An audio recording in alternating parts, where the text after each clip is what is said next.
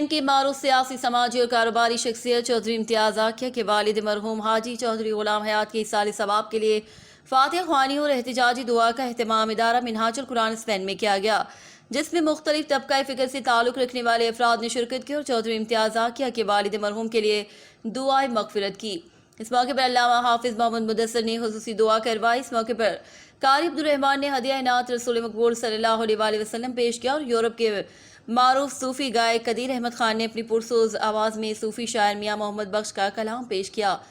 اجتماعی دعا کے بعد دوست احباب نے انفرادی طور پر بھی چودھری امتیاز آکھیا سے ان کے والد کی ناگہانی وفات پر اظہار افسوس کیا اور لواحقین کے لیے صبر جمیل کی دعا کی۔ یہ امان دیتے ہیں، یہ تکالیف و مصائب سے انسان کے لیے ڈال ہے۔ والدین اگر حیات ہوں تو وہ بچے کو کوئی تکلیف پہنچنے نہیں دیتے۔ یہ وہ ذاتیں ہیں کہ ان جیسا جذبہ، ان جیسی محبت اور یہ ماں باپ کو جیسا دل اللہ نے عطا کیا ہوتا ہے کسی اور ذات کو نہیں دیا ہوتا۔